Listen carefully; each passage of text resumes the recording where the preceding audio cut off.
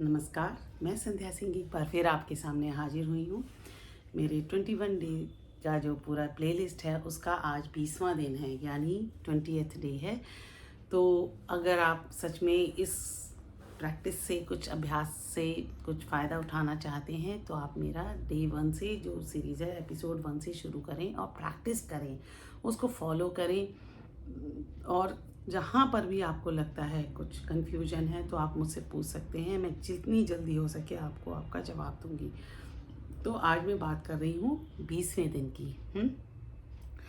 तो जिन लोगों ने मेरा कल का वीडियो देखा है और मेरे साथ डे 1 से जुड़े हुए हैं, उनके लिए मैं आज बताऊं कि 20वें दिन में कल जो मेरा एक्सपीरियंस था, एक इनर चाइल्ड की हीलिंग की बात थी। तो उस इनर चाइल्ड ने जो है मेरा मतलब उसके साथ एक रैपोर्ट बनी, डेवलप हुई। तो उसके आगे का आज मेरा एक्सपीरियंस मैं शेयर करती हूँ। तो सबसे पहले जैसा मैंने बताया, आप लोग जिस भी पोज़ में अब तक करते आए हैं, जिसमें आप कंफर्टेबल हैं, उस पोज़ में आप जाइए, बैठिए, लेटिए, शवासन में लेटिए, चेयर पर बैठिए, फ्लैटली ज़मीन पर पैर रखकर और हाथों को इस तरह से थाइस पर रखकर सुखासन, वज्रासन या पद्मासन, जो आपको लगता है जिसमें आप कंफर्टेबल हो सकते हैं, तो आप बैठिए, है ना। तो अब उसके बाद में अपना एक्सपीरियंस शेयर करती हूँ। मैंने क्या किया, मैं 4 बजे उठी। 4 बजे उठने के बाद फ्रेश हुई। फ्रेश होने के बाद मैंने 4:30 पर शवासन में लेट गई और 2.5 घंटे का मैंने टाइमर लगाया। मैं 2.5 घंटे का इसलिए लगा देती हूँ, जितना भी मैं सोचती हूँ उससे आधा घंटा ज़्यादा का लगाती हूँ, ठीक है। उससे क्या होता है ना, तो कभी कभी ऐसा होता है कि प्रैक्टिस करते समय कई बार इतनी चीज़ें होती हैं कि आपको मतलब लगता है कि बहुत हो गया टाइम, जबकि आपने कुल आधा घंटा प्रैक्टिस करी होती है ना। ठीक उसी तरह से कभी आपको लगता है ज़्यादा टाइम चाहिए, जो मर्ज़ी। तो मैं इसलिए 2.5 घंटे का लगा देती हूँ, ताकि ऐसा भी ना हो कि बिल्कुल 15 मिनट में ही। जी हाँ, ऐसा भी होता है कि कई बार मन इतना चंचल और बेचैन होता है कि आप सोचते हैं 15 मिनट में आपको लगता है कि आप 2 घंटे हो चुके हैं। तो मैं 2.5 घंटे का लगाया और मैं शवासन पर लेट गई और मैंने अपने शरीर को आंखें बंद करी, सांसों पर ध्यान दिया। जब आप सांसों पर ध्यान देते हैं और अपने शरीर को देखते हैं तो आपके जो एक कॉन्शियस होती है पूरी बॉडी में आपके स्प्रेड होती है, आप उसको देखते हैं। तो फिर मैंने देखा कि अभी भी शरीर में बहुत कुछ स्टिफनेस है, बहुत कुछ है जो पूरी तरह से रिलैक्स होने में अड़चन है। खैर, मैं करती गई। आज मुझे थोड़ा सा ज़्यादा समय लगा उस चीज़ में करते करते जाने का। तो जो मैंने कल का जो था इनर चाइल्ड, जो एक छोटा बच्चा मैंने अपने पास्ट में जाकर देखा, बच्ची, अपना बचपन, तो उसके साथ जो मेरे से पहले बहुत नाराज़ थी, और फिर जब मैंने आज फिर मैंने उसी बच्ची की तलाश की, तो वो बच्ची जैसे जैसे पहले बहुत क्लियरली दिखती थी, नहीं दिखी।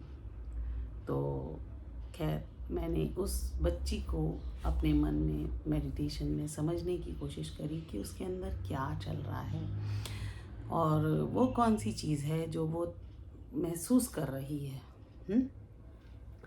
तो जो बच्ची पहले जो बहुत तकलीफ़ में थी, दुखी थी, वो बच्ची अब जो है जैसे उतनी दुखी नहीं दिख रही, हाँ, शांत है। अब मैंने क्या करा, जब उस बच्ची के साथ फिर मैंने उसके मन में क्या चल रहा है ऐसा सोचा। फिर मैंने देखा कि वो बच्ची जो है अकेला, जैसे एक लोनली फीलिंग होती है और एक होती है एकांत में रहना, चॉइस, हाँ। तो अब उस बच्ची ने क्या मतलब उस समय तो वो फिर लोनलीनेस से एक अपने अंदर एक बीइंग अलोन, हाँ, क्योंकि उसको बीइंग अलोन जो है वो सेल्फ डेवलपमेंट है। तो मैंने बीइंग अलोन वाली फीलिंग मैंने उसके अंदर देखी। अब मैंने जब बीइंग अलोन वाली फीलिंग देखी थी, उससे पहले जब वो चीज़ थी, तो उससे पहले मेरे मन में एक आया कि चलो ये जो मेरे अंदर का इनर चाइल्ड है वो तकलीफ़ में तो है ही, था ही, था बोलूँगी। और मैंने उस इनर चाइल्ड को कहीं खुद भी स्वीकारा नहीं था। क्यों नहीं स्वीकारा? क्योंकि वो इनर चाइल्ड, क्योंकि हमारी जो आसपास के लोग हैं हमारे दिमाग को ऐसा कंडीशन करते हैं कि अकेले रहना एक दुख की बात है। अरे वो तो अकेला रह गया, अब तो क्या है? ऐसा नहीं है। उतना ही दोनों की अपनी अपनी इम्पोर्टेंस है। तो अब जब मैंने उस बच्ची को, क्योंकि मैं दुनिया की निगाह से अपना इनर चाइल्ड को देख रही थी, तो नेचुरल सी बात है, दुनिया की निगाह से मैं दुखी थी। मेरा इनर चाइल्ड बहुत सैड है। अब जब मैंने उस बच्ची को ये माना कि ठीक है, ये सैड है, जो मर्जी है, ये मेरा ही एक इनर चाइल्ड है, मेरा ही एक एक्सटेंशन है, मेरी ही अंदर की कोई चीज़ है। तो जब मैंने इस चीज़ को समझा और माना, एक्सेप्ट किया, ये हम एक्सेप्ट नहीं कर रहे थे, तो ये दिक्कत आती है। तो जब मैंने अपनी उस पोर्शन को भी एक्सेप्ट करा, गले लगाया, कंपैशन, मतलब फिजिकली नहीं, एक्सेप्ट कर लिया कि यस दिस इज़ मी, मेरे अंदर है एक कोना ऐसा जो ऐसा फील करता है। तो मैंने जब मैंने ये एक्सेप्ट करा, तो फिर मैंने सोचा कि क्या सोच रहा होगा ये, मतलब ये क्या मन में कौन सी फीलिंग है। तब मैंने सोचा, तब मेरे अंदर ये एहसास हुआ कि यस, मैं अपने आप को अलग महसूस करती हूँ, क्योंकि जो मेरे आसपास के लोग हैं, जो भी बचपन में रहे हैं या जो भी है, और वो आज भी ऐसा है, उनसे मुझे जो है, जो आसपास के लोग हैं उनसे मैं कनेक्ट नहीं कर पाती हूँ। जी हाँ, मतलब जो मेरे अंदर चल रहा है वो मैं एक्सप्रेस नहीं कर पा रही हूँ। अब मैंने उस चीज़ का देखा कि ठीक है, मैं ऐसी हूँ जो मैं आसपास के लोगों से कनेक्ट नहीं कर पा रही। तो मैंने अब उस चीज़ का मुझे क्या बेनिफिट हुआ। डेफिनेटली हमें जो भी लाइफ में चीज़ें मिलती हैं, जिसको हम सो कॉल्ड बुरी या अच्छी कहते हैं, उनका कुछ ना कुछ रोल होता है हमारी लाइफ में। तब मैंने उस चीज़ को एक्सेप्ट किया, तो मैंने देखा कि उस चीज़ का ये रोल है कि वही साइकोलॉजी की वजह से जब मैं आसपास के लोगों में भीड़ भड़ा के से या लोगों से नहीं, मेरे पास अपने लिए टाइम होता है, व्हेन आई एम अलोन, तब मैं सबसे ज़्यादा क्रिएटिव होती हूँ, गहरा सोचती हूँ, और भी कई चीज़ें जो आप भीड़ में नहीं कर सकते, या आप जब भीड़ होती है तो आप खुद से कनेक्ट नहीं होते। तो मैंने जब उस चीज़ को समझा, देन मुझे पता चला कि ये मेरी पर्सनालिटी है जो अकेलापन पसंद करती है। क्यों पसंद करती है? क्योंकि वो क्रिएटिव है ना। क्रिएटिविटी के लिए मुझे अकेलापन चाहिए, और अपने आप को जब मैं क्रिएटिव हूँ then I heal myself, healing भी होती है, रिकवरी होती है।